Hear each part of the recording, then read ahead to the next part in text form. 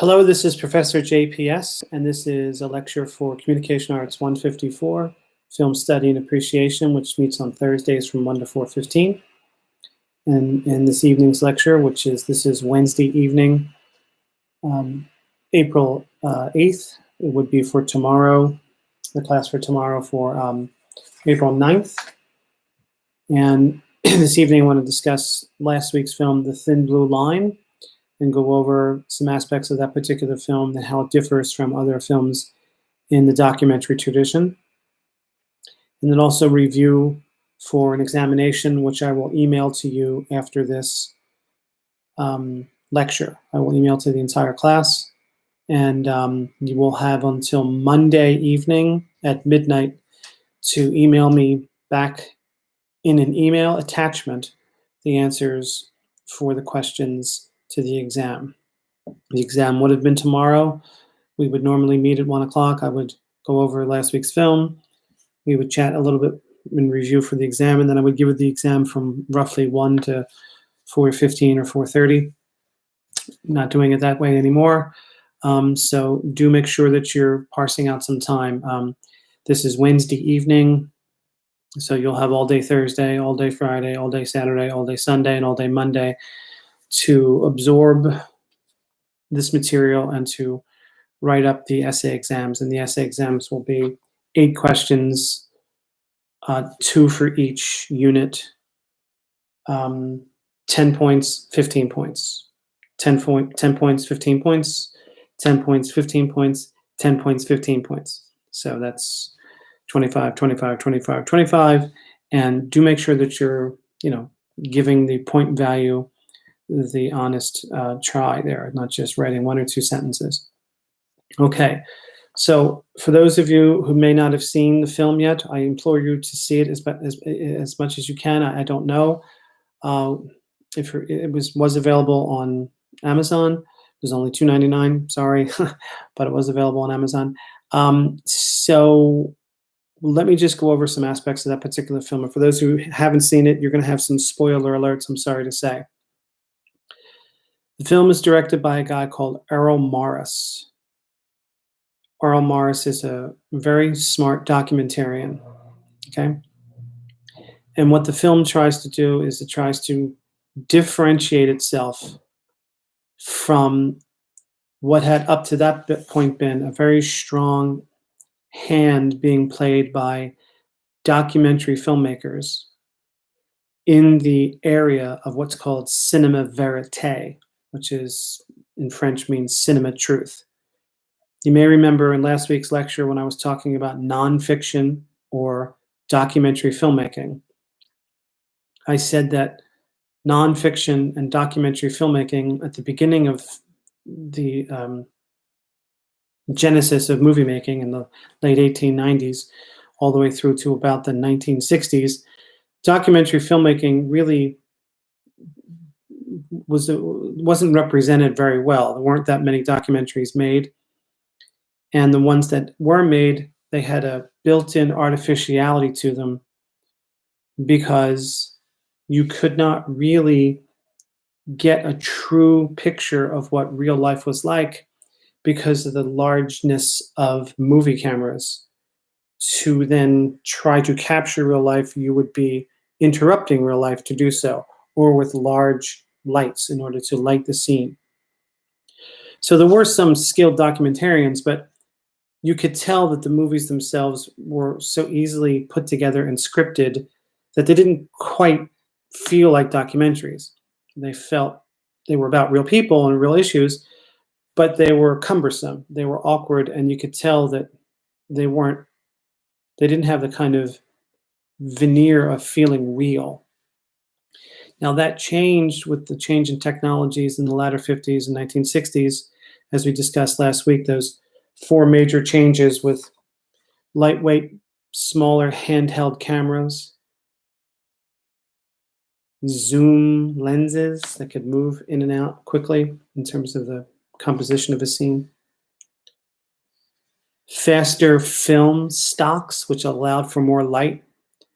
So you didn't need big lights to light scenes. You could light scenes with environmental light, lights in a room, lights in a classroom, lights in an office space, or the sun, and portable tape recorders to do synchronized sound. Because prior to digital filmmaking, you had filmmaking that was film and then the tape recorded sound, and they were put together. They were spliced together. Okay, and this was a really big change in documentary filmmaking, because that meant the filmmaker could have a small camera and one other person with a tape recorder, and they could then go into real life and actually make what were called direct cinema, or sometimes called cinema verite, verite.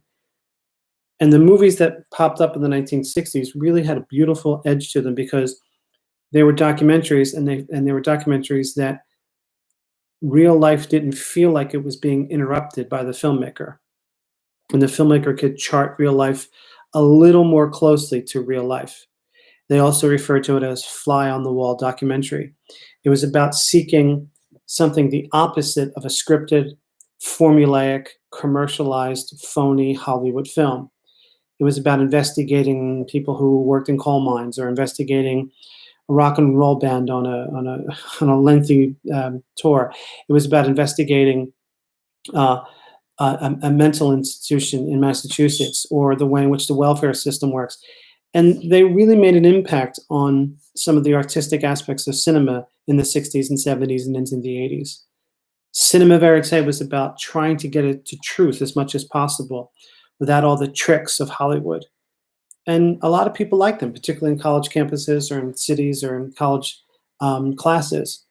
And they were powerful. And the textbook talked about a handful of them. Now, so you have cinema verite on one side that gets at a larger truth. And then you have this movie maker called Earl Morris, who's a born wise guy, a born troublemaker. And he goes down to Texas from Massachusetts to look about to see that this man has been put in jail.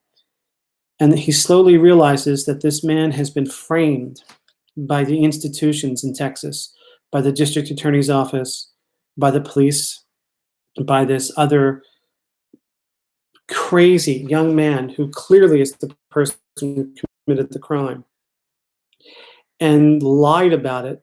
And because the man who the young boy fingered for the crime was over 18, so thus the cops could put him away forever and put him on death row, which they couldn't do to someone who was under 18.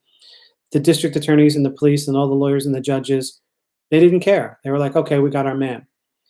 And what's so interesting about this movie is that this movie is used to help get Randall Adams, the bushy, redheaded fellow who's innocent, out of jail, because it was so clear that after the film was made and some older lawyers came in and helped out, that it was clear a miscarriage of justice happened.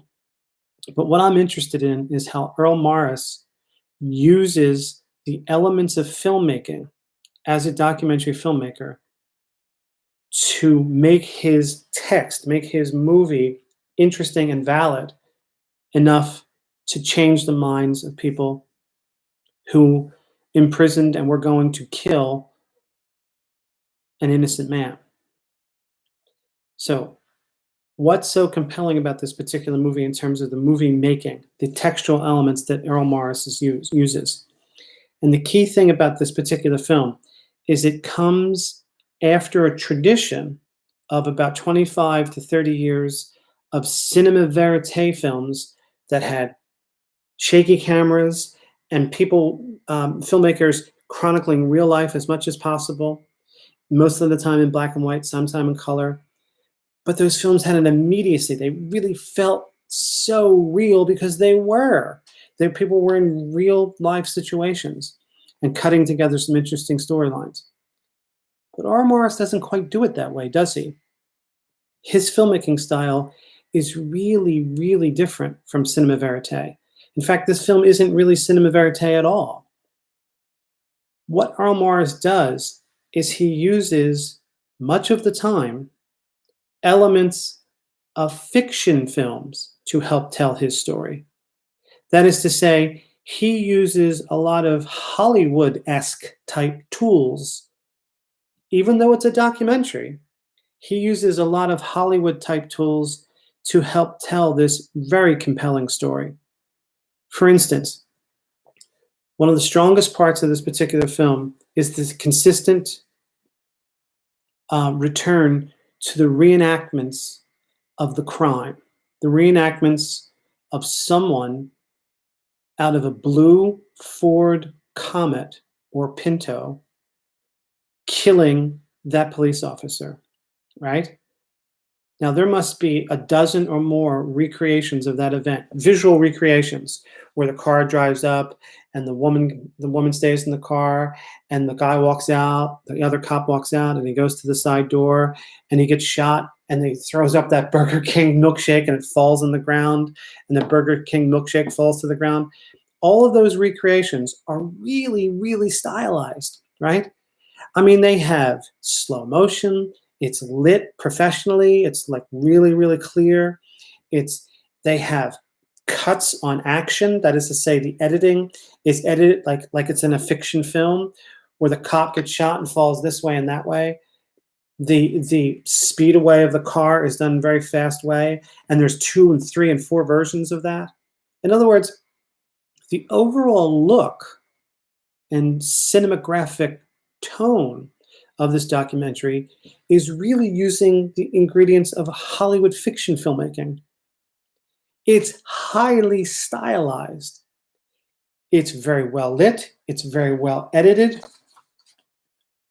It has beautiful, haunting, stylized music. Cinema verite films didn't do that. Cinema verite films went in and watched people talking or watched people arguing or watch people do whatever they're doing in real life. Now, they would edit and move things around, but cinema verite didn't use the kind of slow motion tactics or well-lit rooms or stable camera shots or uses of different lenses. I mean, the only lenses they would use in cinema verite was a zoom to move in and out quickly because they were trying to be like a fly on the wall to capture reality as much as possible. Earl Morris isn't about capturing reality. He's about showing you that event over and over and over again in a stylized, entertaining, visually pleasing, coherent way, right? Over and over and over again. It's very carefully calibrated. It's very carefully edited. It's very carefully lit. It's not just shaky camera making it look more realistic. It's a very inventive way to get at something. So in terms of his textual strengths, Earl Morris is not doing what the cinema verite people did. He is trying to show this event over and over and over again to correspond with the witnesses who said this is how it happened. So each time a person in the talking head interviews says this is how it happened, like the young guy who actually is, in my view, the person who killed him, he makes up a story, and then we get a reenactment. And then you get that blonde lady who worked at the gas station. When she makes up a story, then we get her story as a reenactment. And then her boyfriend guy, that African-American fellow, like real tall guy, when he sees that, he tells the story, we get another reenactment, right? So in cinema verite, they wouldn't do that. Cinema verite, they would just stick with real life as much as possible. Here, Earl Morris is using very stylized formations, stylized editing, stylized music, bright, beautiful cinematography in the recreations. That's one textual strength that he uses. Another textual strength that he uses, compositionally, what he's showing us, textually, what he's actually showing us, are this. He has many, many shots of newspaper clippings from the era. He did his research and found a bunch of newspaper clippings, and then he films what was in the news, right? He gets police reports, and he shows it in his film. He films the police reports, and we see the police reports in the film. He gets long ago local television news coverage, and he takes that video footage and he puts that in his film, right? So it's not just people talking at the camera. He has all of these other elements of composition, something to look at on the screen that's showing over and over and over again, Randall Adams should be guilty. The television stations are saying he's guilty. The newspaper reports are saying he's guilty. The police reports are saying he's guilty. He also shows courtroom sketches, courtroom drawings of the witnesses, And they're all saying the same thing. Randall Adams, the bushy-haired guy, is guilty. And in fact, he looks like he could be presumed to be a killer, like a Manson family member, because of his long hair and bushy beard and so forth. Whereas the other guy just looks like a middle-class teenager, right? That's a very effective tool as a filmmaker visually to show all those things, okay? Now, the ultimate point of this particular film and why it's so interesting, besides getting a guy out of jail, is this. All of the elements of filmmaking that Errol Morris uses to communicate to his viewers have to do with all the lies, right? Everything that he's filming, every time he shows that reenactment of the murder of the policeman, every version that he shows, as well as he shows them, and he shows them very well, very clear, very Hollywood-esque, very stylized, they're all based on lies, right? None of it is true. None of the stories that these other people tell are true, right? And the police reports are lies. The news reports are, if not outright lies, they got it wrong. The newspaper and television news reports they both have it wrong. They didn't investigate well enough. But he's using all of this footage and showing, look, here are all the lies, here are all the lies, here are all the lies, here are all the lies, here are all the lies. That's brilliant because it's the opposite of cinema verite, right? Cinema verite is saying, here's my camera, here's my tape recorder, there's reality. Whatever reality the movie maker is trying to get across, they show it to us. And that reality has been only slightly disturbed. And cinema verite really felt meaty and good and gritty and real. And people were like, yeah, that's real. It's not Hollywood. But Errol Morris is a born wise guy, a born contrarian. And he says, well, you know, cinema verite is interesting, but you still got a point of view. You can show me reality all day long, but it's your reality because you're making cuts and you're making camera angles and you're using all kinds of things to convince you of my point of view. But what Errol Morris does, he does the opposite. He uses not the ingredients of cinema verite, he uses the ingredients of Hollywood fiction filmmaking, and he shows essentially fictions, right? The lying that the cops did, the lying that the lawyers did, the lying that the judges did, and all these people are happy to tell them on camera, right? It's amazing what people will say to a camera. It's amazing.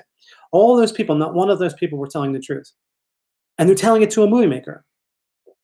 Meanwhile, an innocent man through horrible circumstances and bad timing has to suffer and know that he's going to go to death row and die. And what the point is that Errol Morris uses all of the stuff that's a lie to get at a larger truth. The truth is that the man is innocent. Now, at the end of the film, he's still on death row. But know this, after the film was released and made some news with court systems in Texas and the Supreme Court in the United States and so forth, or district court, I think, he was able to get out of prison. But you would never know that by watching the film. The film doesn't come to that conclusion, right? In terms of the ideas of the film, The Thin Blue Line differentiates itself from cinema verite ideas, because cinema verite is trying to reach real life as much as possible. And cinema verite is about cinema truth. That's what it means. To show the good, bad, and ugly of humanity, but in a kind of fly-on-the-wall sensibility, undeterred by looking, undeterred by your own investigation to get at some kind of interest in society, okay? Whereas Errol Morris, he's using a kind of stylized version of filmmaking to show, in this instance, all of the lies, all of the fallaciousness that's happening here, all of the mendacity, all of the lying, to show a greater truth that Randall Adams is innocent, okay? So that's the real distinction in this particular film between cinema verite, which is powerful and interesting and good. And there's some wonderful cinema verite films that I recommend. Harlan County is one of my favorites. Primary, early 60s film, it's a wonderful movie. The Bible Salesman is a wonderful movie. Titicut Follies, or anything by Frederick Wiseman, who's an outstanding movie maker. All of those particular filmmakers were using a small camera to capture reality and show America what reality was really like without the adornment and face phoniness of Hollywood. But then that had kind of run its course a little bit. And by the 80s, Earl Morris in the late 80s is saying, you know what, I'm gonna make a documentary that can be the opposite of cinema verite. Okay? So keep that in mind in terms of the distinctions between this film and that film, or this film and that film movement, cinema verite. In terms of what we're going to be looking for the examination, the examination covers Chapter 5, Sound, and the film for that is Baby Driver. It also covers Chapter 6, Acting, and the film for that is The Hours. It covers writing, the writing chapter, and I'm sorry, just a second. The writing chapter, and that is Chapter 9. And sorry, I lost my pages for that. And the film for that is Citizen Ruth. And then what I just discussed with the other chapter, the documentary chapter or story chapter, which is, so sorry.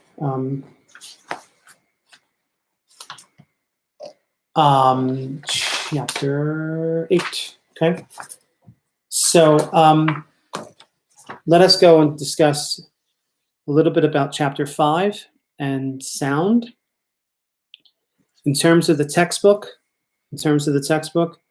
pages 194, where they discuss sync sound, is very important. 194, sync sound. And page 200, where they discuss both Foley artist and diegesis. Diegesis. Diegesis. Okay, I'll just go over a little bit of that right now. It's important that you understand that for most of film's history, there's been an interesting connection between the idea of capturing the image and capturing the sound separately. Okay, I think real good filmmakers still do it that way, where they have sound and image separately. We talked a little bit about this in one of the last classes before the NCC shut down. You may remember I showed you a YouTube video of a Foley artist who makes sounds in their own like little studio space that are sort of added in and layered into movies to accentuate the sounds of whatever, horses trampling through the fields, or sword, or a lightsaber, or something. Those sounds are not taken when they're filming the stuff. When they're filming the stuff with people speaking and maybe some environmental sounds. But sounds that are there for you to hear explicitly are usually done separately from the image, right? If you're hearing, birds in a sequence in the woods or something, it's not likely that those birds were there when they were filming the actor walking through the woods. They add that later in post-production with a Foley artist, or with sounds they've already collected of birds. I think I told you there's like one sound for an owl in every movie ever made. It goes, hoo, hoo, hoo. It's like the same one in every movie ever made, right? Or like, car crashes or something, or car engines. I mean, that stuff's all accentuated later. It's separated. And the reason it's done that way is to boost the sound. It's to make the sound larger and crisper and more real than actually real. So the audience is cued orally in their ears. They can hear all kinds of exciting, bombastic, powerful, resonant, or sometimes dissonant sounds. But it's important that you understand that that's done not while they're shooting the film. They're shooting the film with visual imagery in mind, and maybe some people speaking, and maybe some sounds that are environmental, maybe some music here or whatever. But most of the time, that sound is done later. Certainly in musicals, right? I mean, musicals, that sound is put in post-production, right? In terms of this idea of diegesis, diegesis is the world of the film, the world that's contained within the universe. And the diegetic sound that's in the film is in the film. And the diegetic sound that's not in the film is for the audience, okay? So when you hear, you know, the string music in Jaws, when you hear dun dun dun dun dun dun dun dun, like the people on the beach in the movie don't in the story don't hear that, right? They don't. Excuse me. That's for the audience to be like, to be cued. Oh, the shark's coming, right? Or in any scary movie when there's these crazy sounds, that's not in the diegetic world. That's outside the diegetic world. The diegetic world is the world within the film that the characters can hear and see and everything. Okay, so diegesis is the world of the film, the world of the narrative. And music that's powerful and interesting is music that's powerful and interesting that can both be diegetic music, but also not diegetic music, music for the audience to hear. Okay, that's why I think the film Baby Driver is very, very good in terms of its use of sound, because it comes up with a rationale for the driver, Baby, who has tinnitus, to be able to drive better with the rhythm of the music that's playing. So the music that's playing in all those very exciting robbery sequences is both diegetic, because there's a rationale for it to be in the story itself, but also it's semi-non-diegetic because it's boosted for the audience's ears to be excited about seeing him drive and so cleverly and so quickly and so powerfully. That connection between diegetic and non-diegetic allows the filmmaker to really utilize sound and music in a very, very powerful way. It really calls attention to itself and includes the viewer's identification with the character, and it makes the viewer really palpably interested in the story because the sound and music are so well proportioned to the character. Okay, the character is one that's relatively sympathetic, even though he's a bad guy, and he does go to jail, and a lot of people die, and it's a little bit of a too much of a car chase crash movie at the end. But he gets out of prison, everyone lives happily ever after. But what I'm interested in is how the sound is used in a very clever fashion. The sound and the music are very, very, very, very good because they accentuate the action. That's key. But they also have a legitimate, rational being in the story itself. Okay, it's not just loud music and explosions. It's loud music that taps into the character's motivation because he needs the guidance of the beat of the songs for him to move along quickly. And the actual edits of the film, the visual edits, are tied very, very closely to the beats of the music. So that takes a lot of work on Edgar Wright's part and the people he works with. Okay, that's a key reason that film, I think, works well with sound. Okay. In terms of the acting chapter, pages 233, 237, 268 through 274.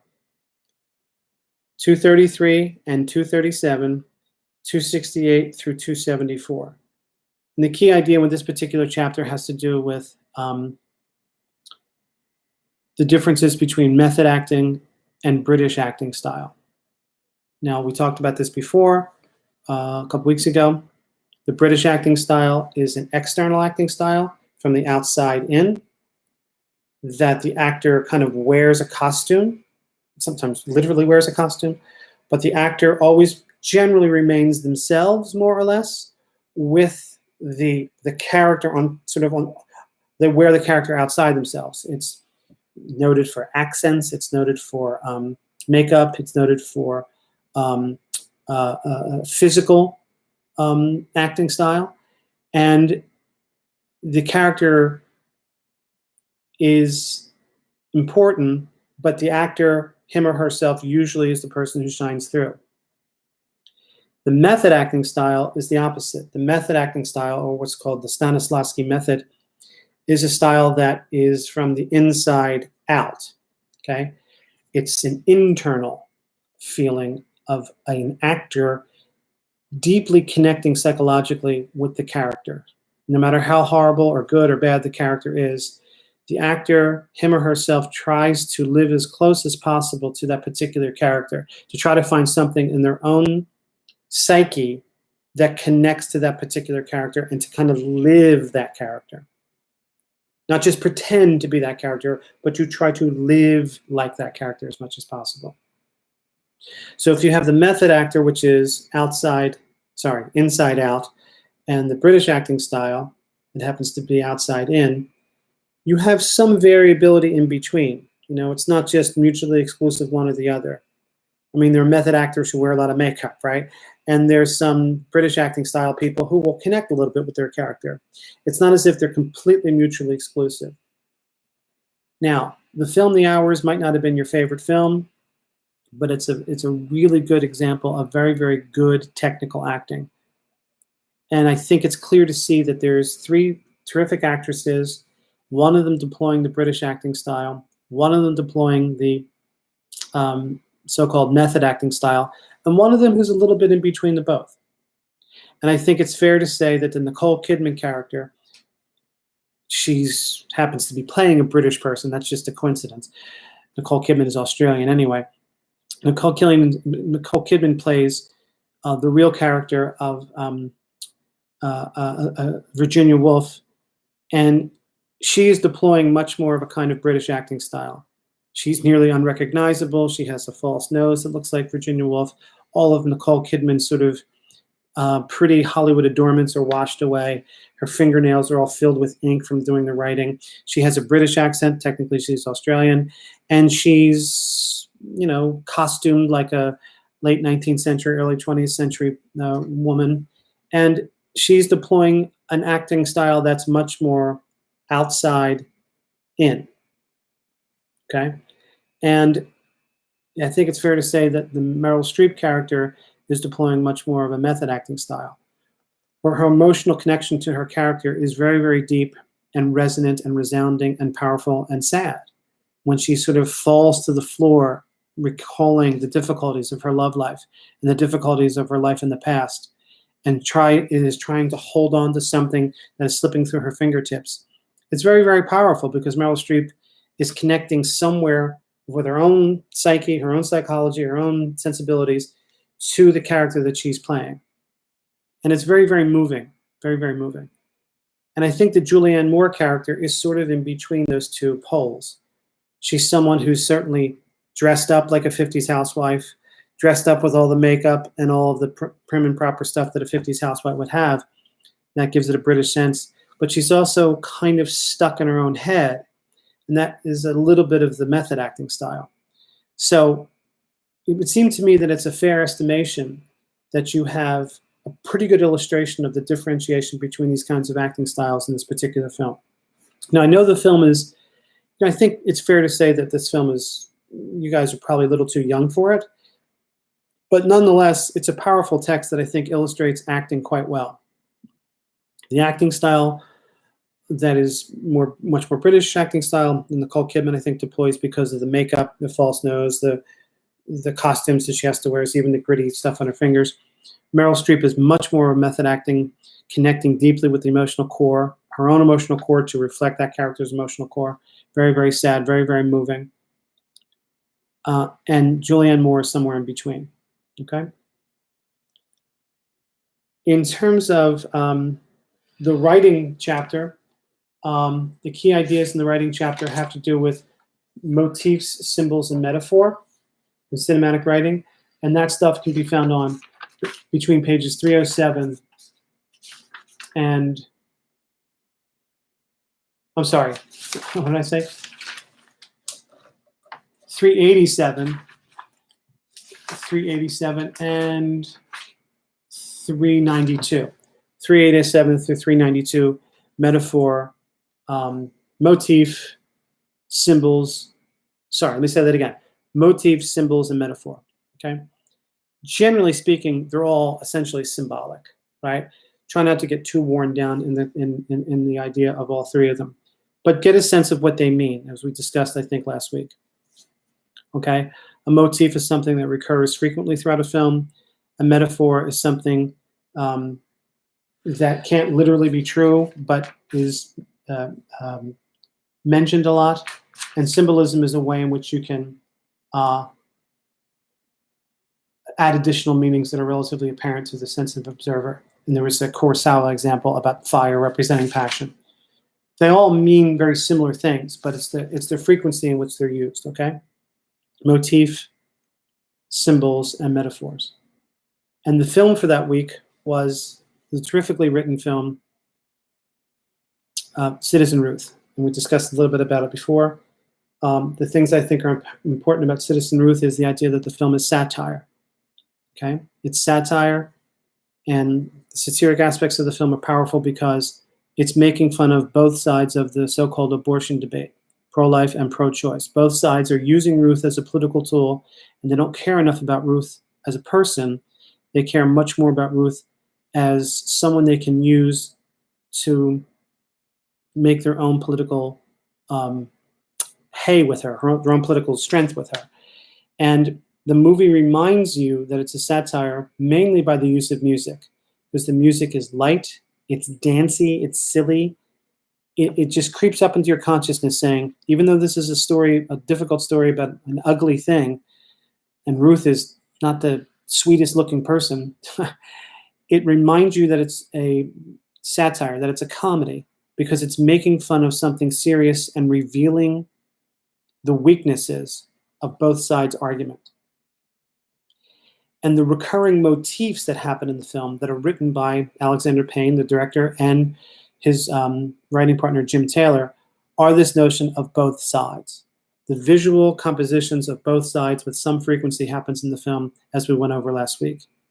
The cut from this angle to that angle, like face-on straight shots of the doctors or people in authority, that stuff is both sides, both sides, both sides. Shot here, shot here, shot here.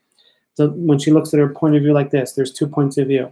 When she's looking through the kaleidoscope, there's a bunch of different points of view. When she hugs the 2 lesbian women and her head is between the 2 lesbian women, there's this idea of 2 sides. When the camera goes this way for protesters of pro-lifers, and then the camera goes the opposite way, that way, the camera is for pro-choicers. It's this consistent visual metaphor of seeing one side, then the other. And the king of all of these shots is the overhead shot of Ruth when her head dissolves into the other head. And when I say dissolves, I mean the camera doesn't cut.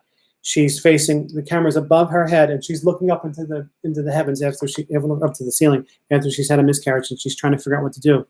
And there's this beautiful slow motion shot where her head changes, like it just, the angle changes the position of her head, and the image dissolves into one to the other, where her head is just like this. This is the top of her head, and this is the top of her head, and then it becomes an image like that, and then both sides, right? You see both sides of her own point of view heading in opposite directions.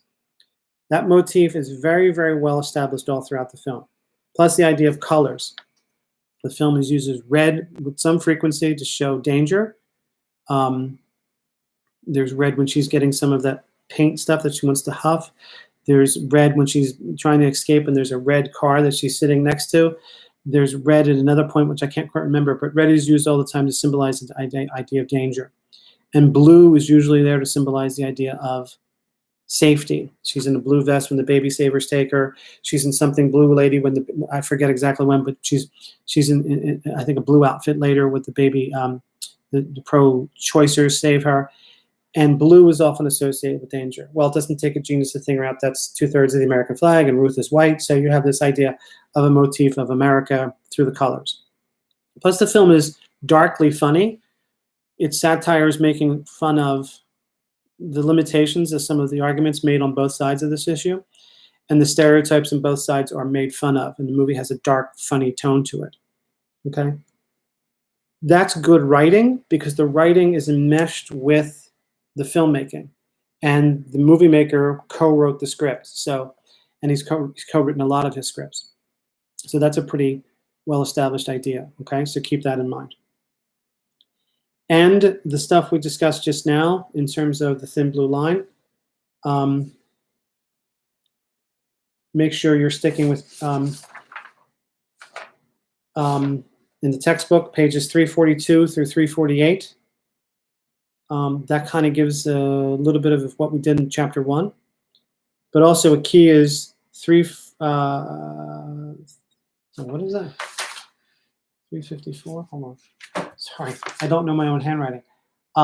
Pages 350, that's a very key page 350, where we talk about lightweight camera, zoom lenses, faster film stocks, and portable tape recorder to sync sound.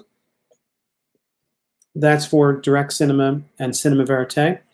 And also through to page 350 to 354, where the textbook author Giannetti discusses cinema verite films, okay?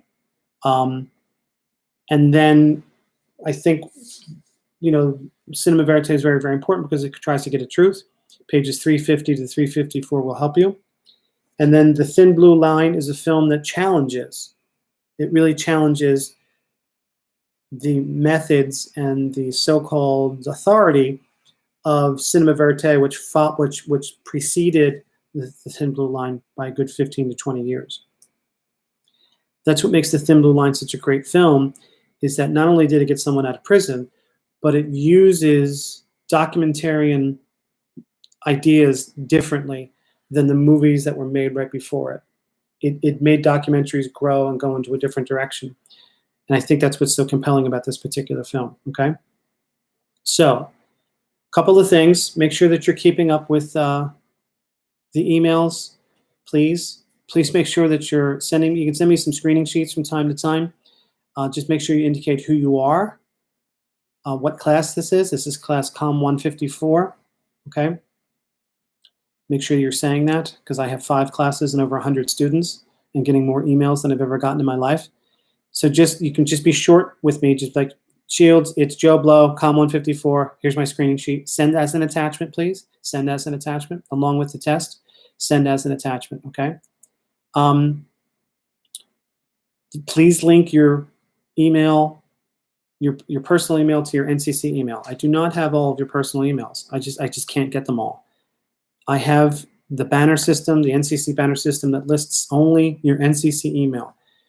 So please, for those of you who maybe aren't as in touch with me as much, please make sure you're looking all the time for your NCC emails, okay? We only meet once a week. I'm doing my best to have every week this video has gone up before the Thursday class. So just make sure that you're paying attention to that, okay? The other thing is, I know this may seem weird, but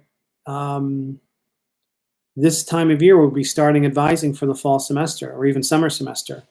So please don't let that slide by. We need people to make sure they're signing up for classes. Now, God knows what things are going to be like in the fall, but I assume we'll be back in the classroom by the fall.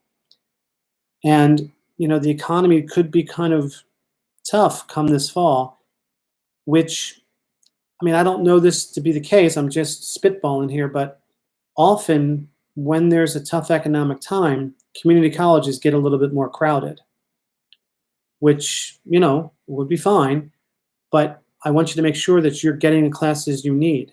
So please don't hesitate to email me. I can't give this speech in class anymore. I have to give it through these videos. I'd be happy to go through whatever I can go through with you, either by telephone or by email or maybe Zoom. If you guys are doing Zoom, I don't know. It would be very, very important that we have decent registration numbers in the spring for the fall, or even for the summer. Now I'm teaching a film course a film studies course this summer from the first summer session, but I'm not 100% sure we're going to be in the classroom by the summer. But I'm still going to offer it. It's COM 256, focus on the director, and if we have to do it just like this, maybe we will.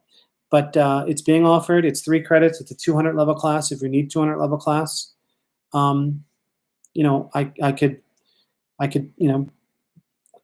normally would give out donuts, and I can't give out donuts on Thursdays if we're not going to meet in the classroom. But I don't know for sure what's happening with that. But all kidding aside, it is important that you do pre-register for classes. So for those of you who think you might be graduating, the thing you have to do is look at your graduation degree evaluation. And if it's anywhere near 100%, get in touch with me, because I think we may have to, get in contact with records to get in line to make sure that we're graduating. Okay. And if you're not graduating, and if you're interested in taking classes either in the summer or in the fall, and you would need to know what you need. Do you need a math class? Do you need liberal arts classes? Do you need a science class? Do you need IDS? I'm teaching COM 256 again in the fall. I'm trying in summer too, but I'm trying in the fall. And also COM 256 and 157. 157 is independent cinema, and 256 is focus on the director, which is like famous movie makers from all of world history, mainly American. Okay, so just keep that in mind as we move forward. And please email me as much as you can, and I'll try to get back to you as quickly as I can. Just identify yourself. But do stay in touch, okay? Please stay in touch. Because if I don't hear from you after a while, and then if by the time we have a final, and if I haven't heard from you, it's going to be kind of hard. Also, please stay safe. Please wash your hands all the time. Use hand sanitizer if you go to the store, even just to pick up whatever, soda or coffee or something, or if you have to go to a doctor's office, or if you have to go to a post office, or you have to go to get prescription at Walgreens or whatever, don't kid around, man. I have 3 or 4 students who have COVID. I mean, thank God so far so good with them, but it is here and it is terrible, and you must be vigilant. And vigilant for everyone else in your home and your families. Don't hang around with people. You just can't do it. You cannot do it. Okay, it's very, very, very, very difficult. Okay, so that's this. And what I'm going to do now is email you all the exam. You have till next Monday. This is Wednesday night around 11:45 p.m. So you'll have all day Thursday, all day Friday, all day Saturday, all day Sunday, and all day Monday to come up with these 8 questions. Send to me in an email attachment, and make sure you put your name down properly and what class you're in, okay? And thank you, and stay safe.